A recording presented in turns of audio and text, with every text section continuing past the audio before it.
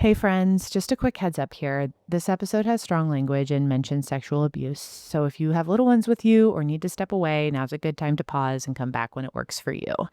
Please take care of yourself while listening, and if any of this brings something up for you, you are not alone. Resources are available in the show notes.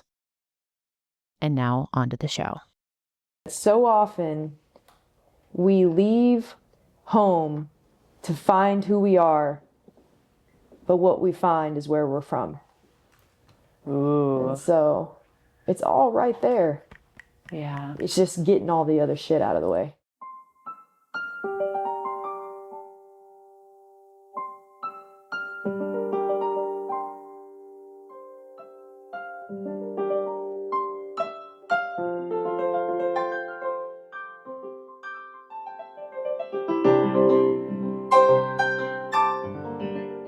You're listening to Artistry with Heart, a musician's wellness podcast.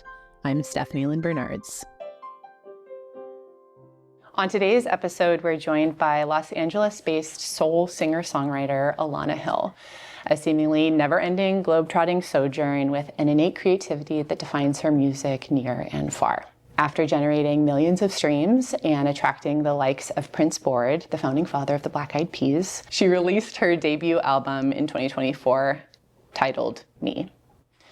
Her greatest work to date, Diaries of a Common Woman, now available on all streaming platforms, draws specifically from her roots, soul, R&B, and most importantly, some of her struggles with mental health, specifically borderline personality disorder. And in these songs, she speaks specifically about her journey through that, namely love and mental breakdowns, and Say It, which are destined to be classics if they're not already.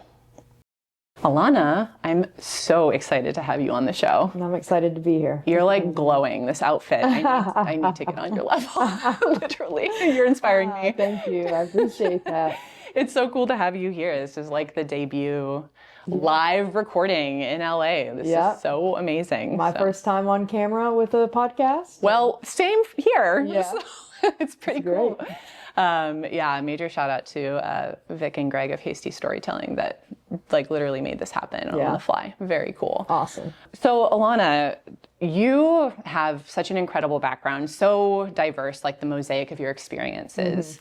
Mm-hmm. You grew up in Kentucky, have a lot of life experience that you're going to share about growing up there. You've traveled the world living in a van and being a yogi and living in a teepee. I just need to hear you unpack your life experience a little bit, pull the curtain back for us and tell us kind of what was this like? Tell us what we need to know about you. Yeah. So I grew up in Kentucky. My parents split up after a rocky relationship when I was 11. And my mother was engaged to a reverend of AME Church, which is African Methodist Episcopal. So it was a bit of a culture shock for me in Kentucky, where I was living in a predominantly white area and then shifting into a Black family, had Black step-siblings and a Black stepfather that helped raise me. And I was also surrounded by Black gospel music. So that's where a lot of the soul in my voice comes from. And after being exposed to that, I started at a young age realizing that there are countercultures in America. There are different cultures. And I was just fascinated by that. So it kind of set me off on this journey to see the world because I wanted to know more about different cultures. And I moved after high school to Nashville to go to school. And I studied music and songwriting, and I was trying to be in the music business in Nashville. I was turned down for multiple jobs because they said I sang too soulfully. And it's, Nashville is a little bit different. I think it's changed now, but then it was really pop country, and it's a very tight-knit scene, actually. And an older model, which I will respect. They're incredible songwriters, but I just didn't quite fit that scene at the time. And this was before the Me Too movement, but I had some experience with someone that I was going to work for, and I will say it was very hard on me, and I didn't know how to process it. So I ended up leaving I said, all right, I don't want to be here anymore. This is after college. I was about to get a job, and this was what happened with this person. I guess if we're being frank, it was like a form of sexual assault. Yeah. So that really messed me up. So I was like, you know what? I actually want to see the world. So I put music kind of on the side burner, and I moved to Maui. I had enough money saved, so I was like, I'm just going to move to Maui. So I bought a plane ticket, and 2 weeks later, I was living on Maui. Wow. And after I was in Maui for a while, I was like exposed to all kinds of different stuff. I learned how to play the ukulele, and then I got bored. I was like, well, I think my travels aren't done. So I found this system where I would go to Northern California and I would grow or trim marijuana. Nice. And I would make enough money in cash where I could choose a country I could go live in for an extended period of time. So I lived in Australia for a year and in a van, and that was really cool. I learned how to play the didgeridoo from an Aboriginal man. Wow. I got really exposed to bush doofs and that kind of culture, and that's like doof, doof, doof, like parties. What is a bush stuff?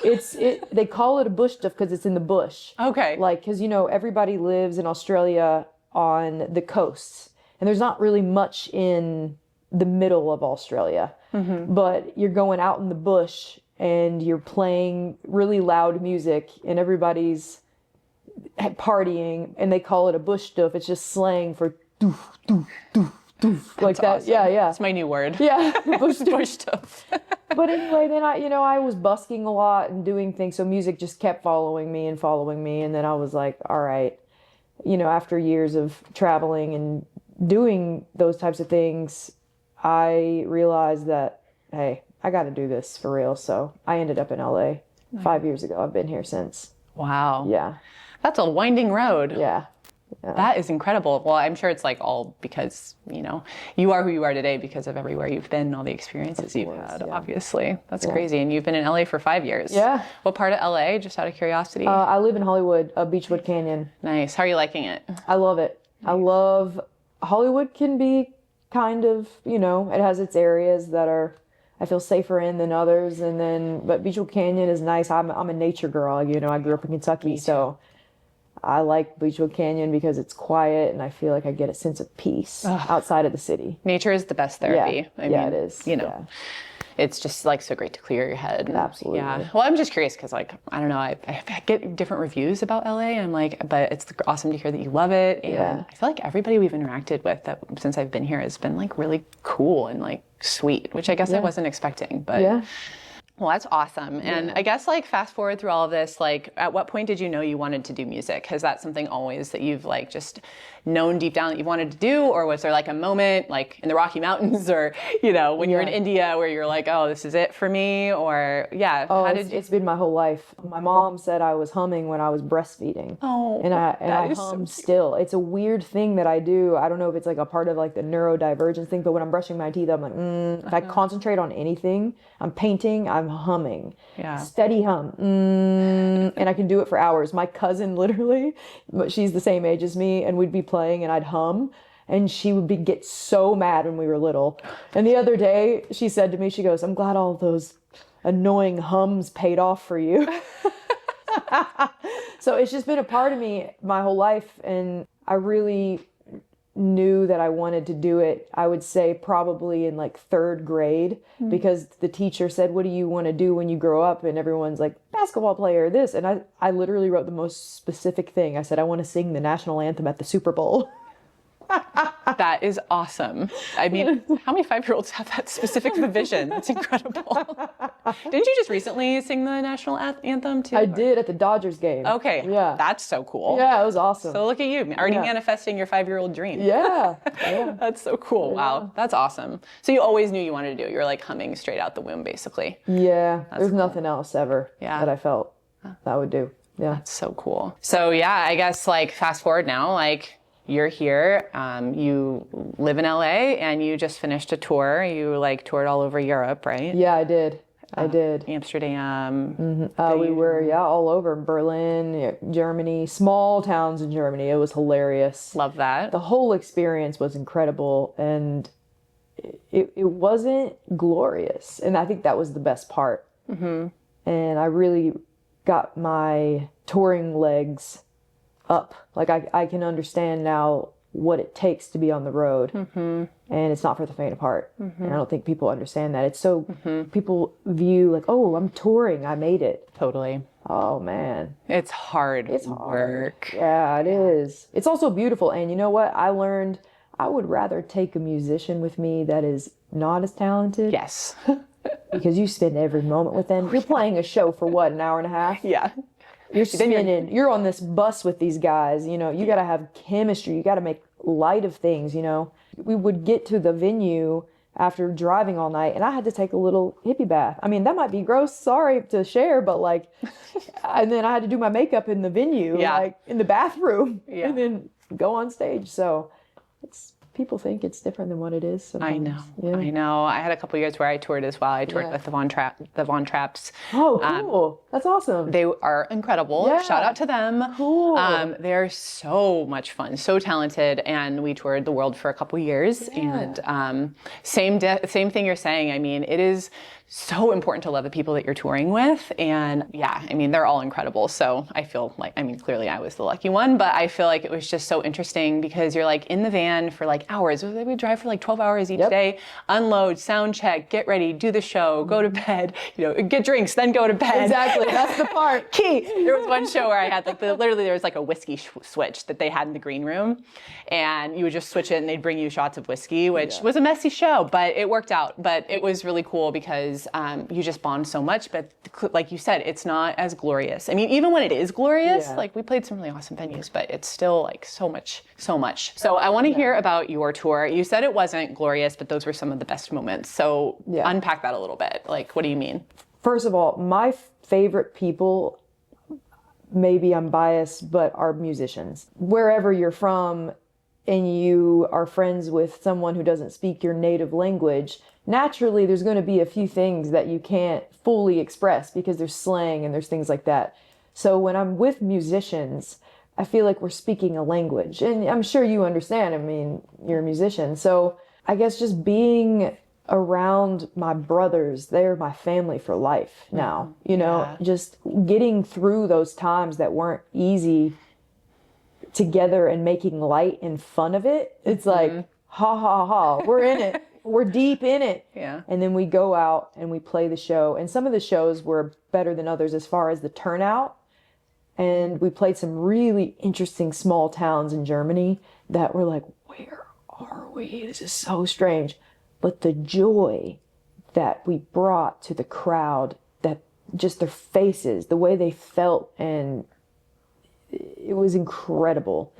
And that's what this is about. So that was the moment for, I would look around at the band and I had to like calm myself down. I had tears streaming because I'm like, this is what music is. It's healing. Yeah. 100%. And it's deep. Yeah, it really is. Yeah. Can you share one moment on the road that you had with your bandmates that was just really like that, what you're saying? Where you're like, this is not glorious, but this is important and really beautiful. Yeah. I mean, this is going to be hilarious, but I got to share it. So our bus driver, he was a little scrappy. We loved him. Great heart. He was a little scrappy, and he was from United Kingdom, and he, I guess, had something happen on the road. We're all sleeping in the back. It's like kind of the middle of the night after a show. And something happened where he got out of the bus and was like screaming at someone like, yo, you want to scrap? Like, you know, and they had like Italian guys get out and they're like yelling. And then our tour manager, she's Italian, and she's like, Prince, like, get your help, like, get up. And so Prince was like, what the heck? So anyway, he gets up, and then all the guys get up and they walk out together. And then the other guys, we just got back in the car and drove away. And it's just like, I don't know, that was cool to me because it's like, literally one of the guys peeked his head out of the little bunk. You have the curtains. He goes, we about to scrap.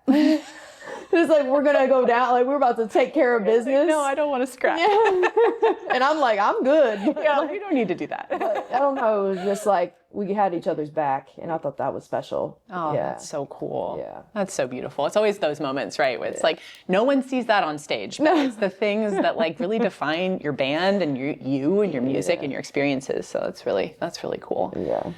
So I would love to hear a little bit about your either album, if you want to speak to your debut album, Me, or if you are wanting to just talk about your most recent and best, in your opinion, work, Diaries of a Common Woman. I'd love to hear about the inspiration behind either or both, and just kind of what listeners need to know before they go download or buy the album. Yeah. So I will say that I was very lucky. I'm learning to express gratitude for receiving the support that I did before I was developed as an artist fully. Before I knew who I was discovered by Prince, who is an amazing producer. And he said, hey, I'll do an album for you. So that was Me. It was my first album that I ever did. And if I'm honest with you, it was a part of my story, and I will always love and respect the work that I did. But I wasn't developed as an artist in the terms of knowing my sound, who I am, and being able to portray that and connect that to the music. So that was a learning curve, but I will say it was necessary in my journey. And then I had a moment where I was like, you know what? I really need to dive a little deeper here. So I ended up writing out my entire life story in the bathtub. I just wrote down every moment that I could remember.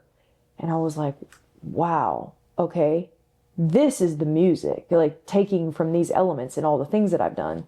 So when I moved on and I did Diaries of a Common Woman, Volume 1, I was able to draw from those sounds that I grew up on and that have inspired me. Mm-hmm.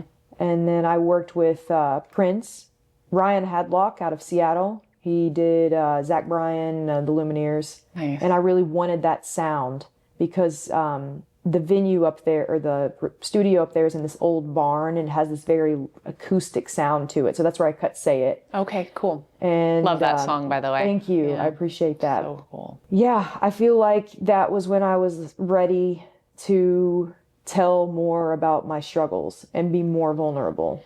Yeah. So Diaries of a Common Woman, that's when I was like, yeah, this is where it's time for me to step into what's actually going on. Yeah, for sure. Yeah. Well, that's a really perfect segue. Yeah. So tell us what is Diaries of a Common Woman Volume 1 about? Tell us about kind of the backstory. And this podcast was created to be a resources for musicians and all creatives. Mm-hmm. And I believe everyone obviously is inherently creative. But, this is really meant to be a resource for people because, as you know, it takes a lot to be human. And I know all of our listeners out there know that just having a body and living in the world and having experiences, it's a lot. It's beautiful, but it's a lot. And we're really shaped by the things that happen to us, for better and for worse. And I think that sharing some of those experiences, kind of like pulling back the curtain a little bit and kind of hearing what kind of has made you who you are today, and if you have anything that you've ever struggled with, I would love to hear, because that's what this podcast is meant to be. Mm-hmm. It's a platform to share vulnerably, like, who is Alana? Yeah, right? yeah, for sure. So yeah, tell us. Yeah, like growing up in Kentucky, born in a trailer park, the all-American story. My dad built his way up, blue-collared man, country boy, farmer, all the things. But where I'm from, it's one of the highest percentage of people addicted to opioids and things like that. Mm-hmm. So it's a little bit of an unhealthy environment in some regard, but there's also so much beauty. Basically, I was raised in a household that did involve domestic abuse, physically and verbally. So my nervous system at a very young age, which I didn't know, they say in the first 7 years of your life, your brain is shaped in a certain way. Your nervous system, everything is developing based on the care that you're receiving from your caretakers, right? And my parents did the best they could with what they know and what they knew then. And they're growing and evolving, and they're amazing. And we've strengthened our connection deeply over the past couple years. But I can't help what happened in the first 7 years and how it's affected me thereon. So I do have borderline personality disorder, which is the way my psychiatrist explained it, for those who don't know, is your brain gets kind of addicted to the drama in a way, like the crazy and then the making up. So I saw a lot of that with like blow ups and then making up and everything's okay. So you're like, okay, everything's okay. And you feel dopamine rush and then it blows up. And then you're like kind of waiting for that constantly to happen. So that's how I kind of express, especially to people closest to me. I'm not proud of that. I'm working on it. It's very tough. It's a serious mental health struggles are a very serious thing. I mean, yeah. And it makes so much sense. I mean, it's like the most formative years of your life, you know, and like to witness that, you know, as such a young person, that shapes who you are for the rest of your life, you know, and that's huge. There's this book called The Whole Brain Child. We're reading this book because we have a, 14-month-old. And anyway, it's really helpful for my husband and I because I feel like we're learning how to reparent ourselves because there's so many things that we miss out on. But something it talks about is implicit memory versus explicit memory. And basically like explicit memory is like, I know that I went up the elevator today, you know, but implicit is like when I was 5, I had this like, a dog barked at me and I don't remember that. And now I'm afraid of dogs as a 37-year-old, you know, and you don't have any explanation for why, you just do. And you have like this weird disposition towards it. And so I think that there's so much to be said for like how you become shaped as a young person. And I just think that that's so interesting that you bring that up because people are like, oh, well, you know, like, you don't remember being a baby, you know, you don't remember being 3. But the thing is you do have implicit memory. You know, you remember like your body remembers those fights and you remember that those screaming and the slamming doors and the hitting and the yelling and the cops, you know, or if that was ever a thing. And it's just, it really shapes who you are. And then you fast forward, you grow up and you just have to be a grown up and be mature and be okay.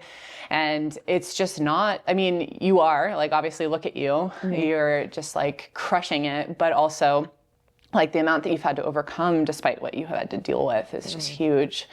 Is there one memory you've had, and if this is too much like to bring up, like you don't need to go there, but if it's comfortable, is there one memory that you do remember that you could share that you feel like somehow taught you something about who you are today from all of the shit that happened with your folks or whatever it might be? Like, is there one thing where you're like, I remember that happening and I feel like there's something about it that like taught me how to be more human, or it taught me more about the human experience, or like, I think you could look at that and just be like, that's all shit and it's all really hard and there's nothing good about it. I didn't grow up in a trailer in Kentucky, but a lot of your story resonates with my own. And I would get into it, but this is about you. But I just think that there is so much to be said for trying to find the beauty in all of it, even if it's ugly and horrifying. And I'm just wondering if you can pull upon anything yourself. When my parents, I always watched them go at it. And my mom also struggles with mental health issues. So I watched her up and downs, and then my dad couldn't really hold space for it. He just didn't really understand it. Back then, especially, no one talks about mental illness. Like, that just wasn't a thing, right? So I would say when my parents finally split up, I wanted to live with my dad. And my mom was so hurt by that she kind of held it against me. I think we're just now getting over it. And that was a long time ago, and it really hurt her. So it was this feeling of having to choose, and now I became a people pleaser because I didn't want to hurt anyone. And that really made me feel like, oh, I don't want anyone to be hurt, but this is what I feel like I need to do so I can have a stable environment. And I was 10 or 11 when I knew that, that really shaped me into being a people pleaser, and I'm still trying to improve upon that. Yeah. I feel like there's a flip side with people pleaser. There's like people pleaser is like the disintegrated version, and I feel like intuitively like giving is like the evolved version of that, you know? Yeah. Okay. And I feel like, you know, the people pleasing, I'm also a people pleaser. And in some of the years of therapy that I've been in, the other side of it is kind of that like there is like always a positive to the thing. Thank you for sharing that. Yeah. And also, shout out to your mom, because what an incredible job she did with you, despite how absolutely frickin' hard, you know. But I just feel like too, is like when I go back and I like review my own past, I'm like, these people were doing the best they could. It is so hard to be a parent. It's hard to be a person, you know, and I have to believe that everybody is doing the best they can. And so shout out to your mom, because I'm so glad you're mending that relationship, by the way. That's really beautiful. Yeah. So, you know, as I said, this is a resource for musicians, and I'm just curious, you know, what is some of the inner critic stuff that maybe bubbles up for you? I know that, or maybe you don't have one, and that's awesome, but, you know, let's say you're about to get on stage, and let's say maybe it's not an on day for you. How does the inner critic show up for you, and how do you work through that in the moment so you can still show up and be the fullest version of yourself on stage? So I have a lot of inner critics, and I think it's again like wanting to be loved and accepted. Right. And I've been really working on not focusing as much on that part of like being perfect, but just singing from my heart, which isn't always pretty. So there are nights when I go out on the stage and maybe it's a little pitchier than the others, or a little bit grittier, or I don't have like super strong pipes that night, but I sing still from the heart. And I would say that's how I push through. So I'm like, all right, well, I just got to I look at it like a piece of coal, and I got to put it in and like let it kind of flame, like build the fire. Yeah. Take this chunk of crap and be like, all right, I got to use it. And so if I feel down and I'm like low energy, I still have to remember that it's not about me. And so it's about the people and us having an experience. So I'm very vulnerable, and I'll talk about it. Like I'll say, hey, you know, today I'm not feeling great, and this happened or whatever. And just trying to be as honest as possible. Yeah. And then just still trying to show up. And I often get more energy from the crowd. So a lot of times I'll also draw off of them. So I'll like just start talking to them and ask them the questions, you know? And then they'll be like, yeah, I feel that way. And then that hypes me up a bit, because I'm like, all right, let's go. Let's have some fun. Yeah. It's like the moment you connect with the audience, it's like all of that stuff just kind of dissipates, right? It's like the more like kind of the, oh my God, like I'm so shitty, or I'm so terrible, or I'm so whatever. Then it's like I get stuck, it's like sucked into like this loop, like sucked into this spiral, you know, because it's just me and my thoughts. But then as soon as you like make eye contact with somebody in the audience and like you're like, yeah, you too, you're having how are you doing tonight? Then all of a sudden it's like we have a conversation. That's what music is. And like you're speaking from the heart, like you're giving what you can, and like people just want to be met where they're at, you know? So I think like really emphasizing that, that's beautiful. I'm definitely going to use that next time I perform. Awesome. Yeah. Thanks, girl. Yeah. So, you know, I would love to hear about your album. I guess we already did, so we don't have to unpack that. But you chose to share your original piece, Love and Mental Breakdowns, with the audience, and they'll get to hear that in full at the end of this episode. I would love for you to share why you chose it, anything you want to say about what the process of writing it was like, what it was like to record it, and more importantly, like what the song means to you, so that when listeners hear it, they can really dig in and understand where you are coming from. Yeah. So with Borderline, actually a part of it is, they say, I hate you, don't leave me. That's like the typical. So I have a partner, and when I'm in a mood, or I don't know, my psychiatrist calls it an outburst. I can be very hard on him, like very hard, like to the point where I can black out sometimes. But I think I'm crying out for him more than anything. Like, I hate you, but don't leave me. Like, I need you. And I just don't know how to express that. Like, I don't know how to express my emotions. So after an altercation, where I felt very hurt because he left after I needed him, even though I was having a panic attack or whatever. He was just like, I need to take care of myself. And I took it personally, but I do, after I get over those things, I'm like, of course, self-care. Like, he can't just take on my whole thing all the time. He's got to do what he needs to do to feel good so he can show up for me anyway. But I just sat down with the guitar and I wrote that song in 10 minutes. I wrote, and that's why called it Diaries of a Common Woman, because it was a diary entry. It's just like, if you want to go there, we can go. You can take your shot. I talk a lot of shit when I'm in those modes, but at the end of the day, he stays. So I said, this is love and mental breakdowns. Oh, that's awesome. Yeah. So you pull from a couple lyrics, like what's one line that's just like really sticks out to you that tells that story? Well, we work together. So Prince. He produces me. He signed me to his label, and then I was like, well, we're hanging out so much, and I got really into him. He's funny, and we started dating. It happens sometimes. Awesome. But they always say I hate to say the old term, they say you don't shit where you eat. Yeah. But I did. Oh yeah, one of the lyrics, it's been hard to breathe when you're on my back.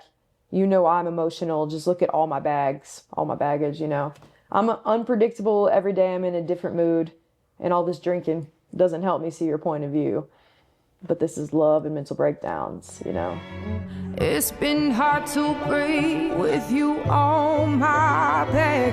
I'm emotional. Just look at all my bags. I'm unpredictable. Every day I'm in a different mood. How this drinking doesn't help me see your point of view. This is love and mental breakdowns, yeah. So it's like I'm taking accountability, but like he's not on my back in a way of, he just wants to see the best for me. And even when I don't see the best in myself, and sometimes that's triggering for people with BPD. Yeah. Yeah. Let me be me. Yeah. No, 100%. Yeah. 100%. Yeah. Well, thank you for unpacking that. And I can't wait for listeners to hear this song if they haven't already at the end of the episode. It's so awesome. It's so good. I was listening to it last night when I was reviewing my interview notes, and it's like, can't wait to meet this girl. Yeah. But yeah, I think it's really helpful for people to understand, because I think some of the behavior you're talking about would be really easy to see it and just be like, making some snap judgments about you as a person. Sure. And I think that's like always the hardest thing when you see people in their most evolved state. You're just like, oh, you're just mean or unkind or, anxiety driven or high strung or, whatever. Dramatic. And it's like, we all have our moments. And especially if you are coming from like where you're coming from with like the physical and emotional abuse that you experienced and just all the things that you've endured in your life. When you know that whole other side, all of a sudden I'm like, well, of course, of course you would be acting that way. And of course you would be like, I love you, or like, I hate you, but don't leave me, or like, I hate you, I love you.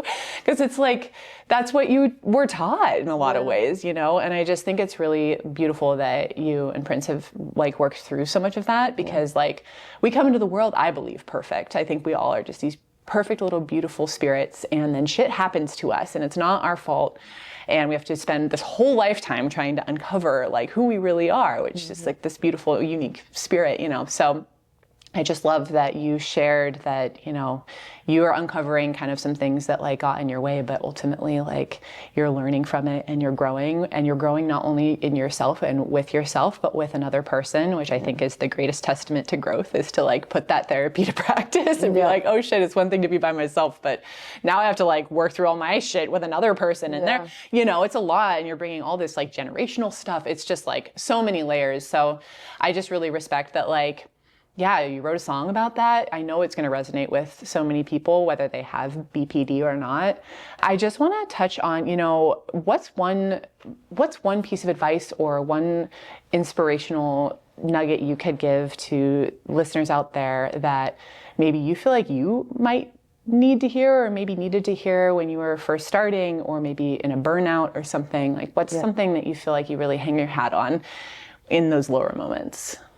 I think the most important thing that we can do as a human being is to always be grateful for where we are, but not be complacent. And in art, I'm always very intentional with what I'm doing at the time, but knowing that every day shapes you a little bit more and you evolve day by day. And that's something I learned through my yoga practices. My teacher said in India, day by day. And he kept saying that. And it really made sense to me after a while when I got back to the US, and I was like, day by day, because that's all you can do is take it day by day. But then your month goes by and it's like, wow, I changed a lot. Yeah. So if anyone feels stuck, it's okay to look at where you are and to be grateful. But I think it's good to want to evolve too and grow. Mm-hmm. And I don't know, just kind of looking ahead a little bit at what you can do to improve, because we're forever students. Absolutely. Yeah. That's so beautiful to hear. Thank you. Yeah. Having a baby really makes you like, it's such a time warp, because you're like, we look at our little guy and, it's just every day he's changing and growing. And there's a saying that people say when you have a young baby is like, the days are long, but the years are short.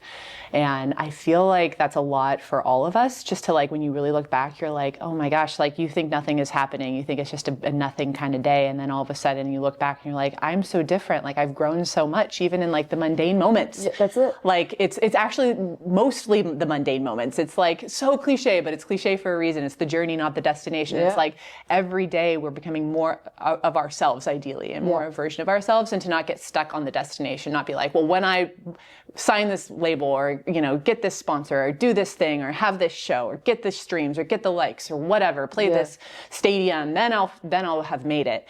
And really it's like all those little steps and all the people who helped along the way, which I think is also so important to like note, is that it's like, it takes a village. Like no one can do anything alone. Yeah. And when you look back and you say, oh my gosh, like I've grown so much over this time, even when I felt like nothing was happening. And look at all of these people that were around me to help me get to where I am today, ideally, if we're fortunate enough to, which I have been, and it sounds like you have been too, to have that tribe of people who help us. So for sure. Absolutely. Yeah. And I wanted to add to that too. So I'm about to move back to Kentucky, like part-time, just spend more time where I'm from.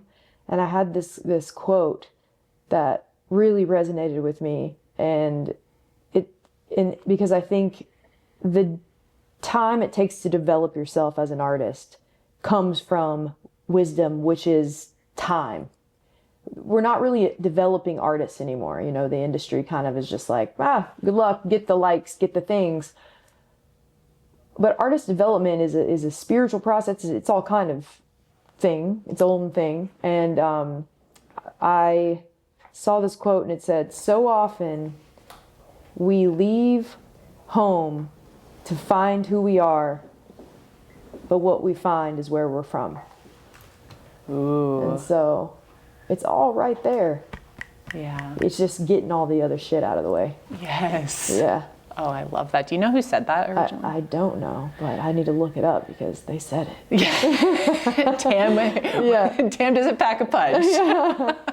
Wow. So, that's beautiful. Thank you for sharing that, Alana.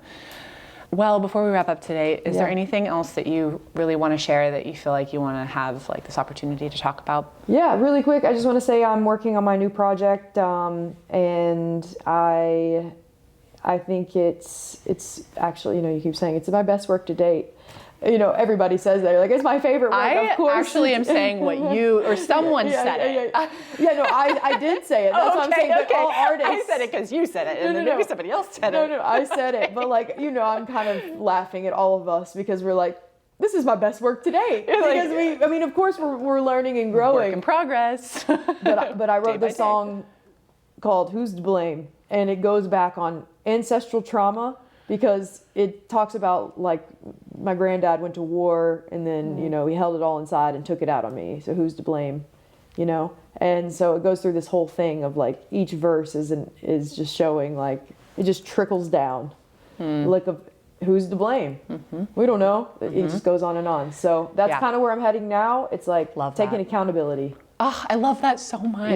Yeah. It's like the buck stops here, you know? Like, I think just being like, yeah, it got handed down because people didn't have the resources to be able to process it in their lifetime. And unfortunately, it landed on your shoulders. But like recognizing that and being like, I'm here to heal that shit. I'm here to heal that, you know? And I think it's like the previous episode featured Kashana Armstrong, who's so badass. And cool.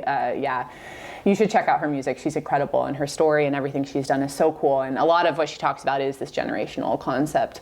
But I think that like the twist is like you can use it to be like, I'm a victim of this, or you can be like, I'm a victor of this. Like I look at what I've overcome despite what I've come from. And she talks about going home to heal like the most traumatic places that she's had, because like we are, you know, here to heal, I think. And especially in this day and age, it is so easy to just fall into doom and gloom and think that everything's gonna fall apart. And like, we're all, you know, like, you know, and it's actually easier to have that mentality. It's a lot harder to show up and be like, I'm here to do the work. I'm gonna stay in my lane and do what I can. Yeah. So thank you for sharing that. Yeah, of course, thank you. This has been so soul nourishing and so inspiring. Thank you so much for taking the time out of your day to chat with me, Alana, and thank you. How can people find your music? Where can we find you? It's everywhere. It's Alana.Hill on Instagram. It's on YouTube.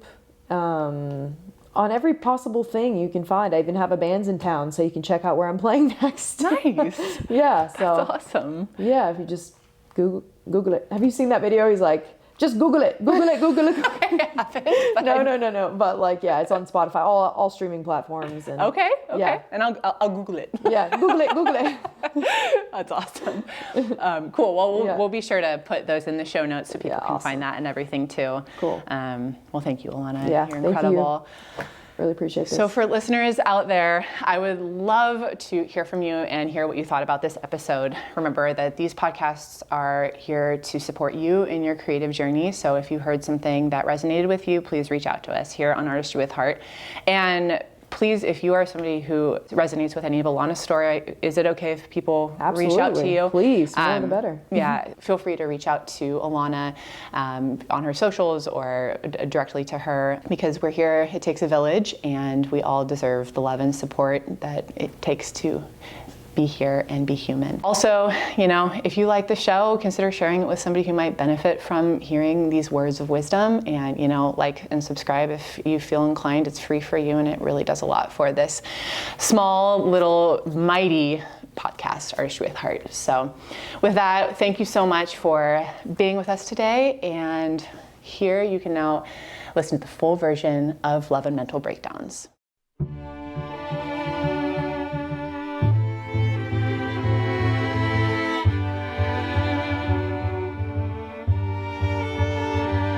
If you wanna go there, we can go. You can take your shot, 'cause you know I will talk my shit. Say I'm the best you've got, and we get physical. The neighbors call up the cops. It's too much, babe.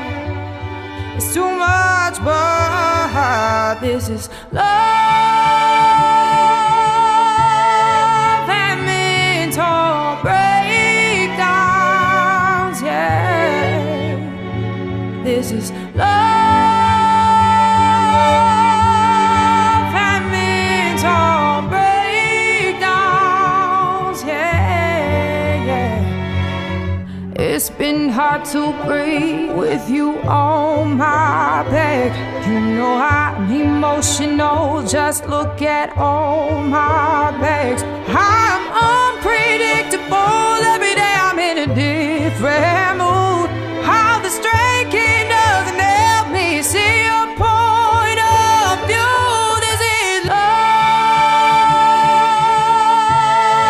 and mental breakdowns, yeah. This is love.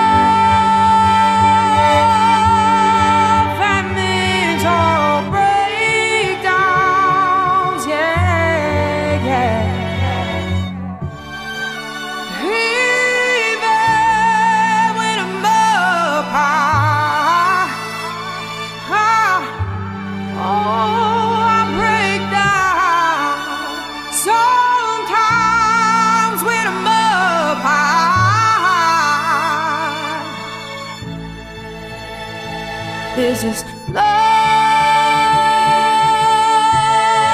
and mental breakdowns, yeah. This is love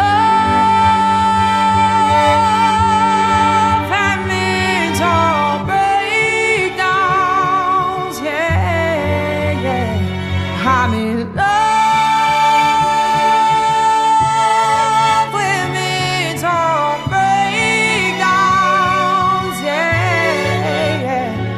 I'm in love with mental breakdowns, yeah, yeah. Right. Yeah, that felt good. Yeah, that was go team. Yeah, that was cool. Yeah. Pretty seamless. Yeah.